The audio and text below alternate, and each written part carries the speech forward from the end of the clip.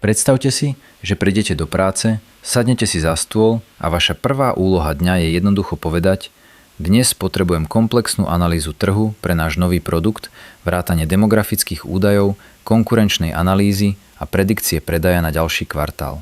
A potom sa opriete a sledujete, ako sa to všetko deje samo. Toto nie je scéna z ďalekej budúcnosti. Toto je svet, do ktorého práve vstupujeme vďaka autonómnym AI agentom. Nie sú to len chatboty alebo nástroje na generovanie textu, na ktoré sme si zvykli. Sú to komplexné systémy navrhnuté tak, aby samostatne vykonávali celé digitálne úlohy od začiatku až do konca.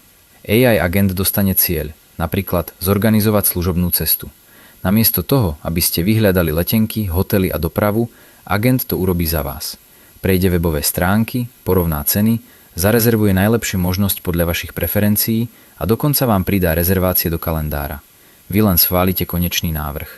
Títo agenti fungujú na princípe iteratívneho plánovania a vykonávania. Rozdelia si zložitý cieľ na menšie, zvládnutelné kroky. Napíšu si plán, potom začnú konať. Ak narazia na prekážku, napríklad webová stránka nefunguje, dokážu problém identifikovať a nájsť alternatívne riešenie. Učia sa z vlastných chýb a interakcií. Ako to mení kancelárskú prácu? Dramaticky.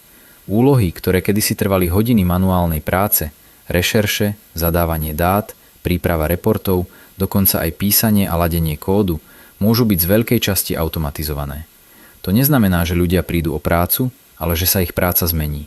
Namiesto vykonávania repetitívnych úloh sa budeme môcť sústrediť na strategické myslenie, kreativitu a komplexné riešenie problémov, kde je ľudský úsudok nenahraditeľný.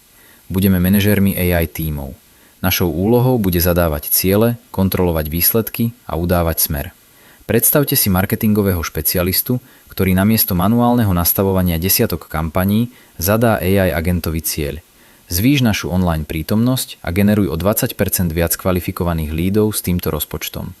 Agent potom sám navrhne stratégie, vytvorí obsah, spustí AB testovanie a optimalizuje kampane v reálnom čase. Marketer sa môže venovať budovaniu značky a vzťahom s kľúčovými klientmi. Alebo finančný analytik, ktorý poverí agenta nepretržitým monitorovaním trhu a hľadaním anomálií, ktoré by mohli signalizovať investičnú príležitosť alebo riziko. Kým sa analytik venuje strategickému plánovaniu, agent pre neho neúnavne preosieva obrovské množstvo dát. Samozrejme, táto transformácia prináša aj výzvy. Potrebujeme nové zručnosti, ako efektívne komunikovať s AI, ako správne formulovať ciele a ako kriticky hodnotiť jej výstupy. Otázky bezpečnosti a etiky sú kľúčové. Kto je zodpovedný, ak AI agent urobí chybu s finančnými dôsledkami?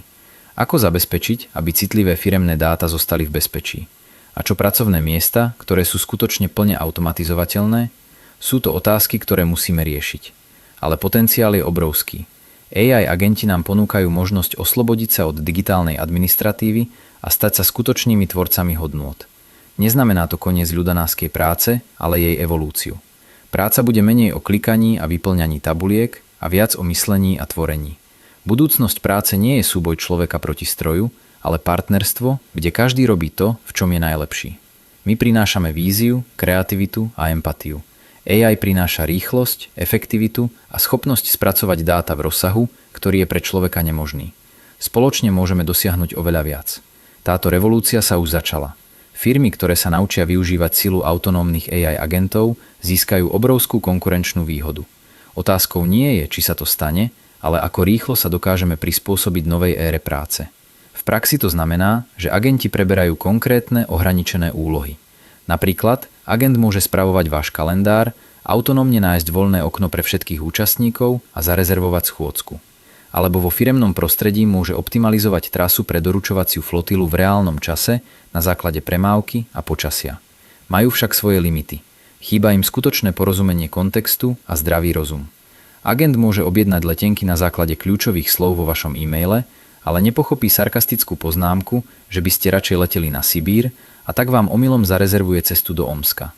Preto je ľunácky dohľad stále kriticky dôležitý, najmä pri rozhodnutiach s vysokými stávkami v medicíne, financiách či logistike. Agent je mocný nástroj, ale nie je to náhrada za ľudský úsudok. Jeho úlohou je zosilniť naše schopnosti, nie ich úplne nahradiť. Namiesto strachu zo straty zamestnania by sme sa mali pripraviť na zmenu. Mnohé rutinné administratívne úlohy budú automatizované. No zároveň vzniknú nové profesie.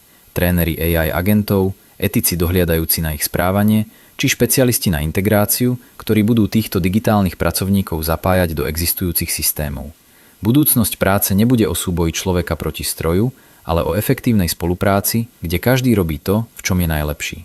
Človek prináša kreativitu a strategické myslenie, zatiaľ čo agent sa stará o neúnavnú, dátami poháňanú exekutívu.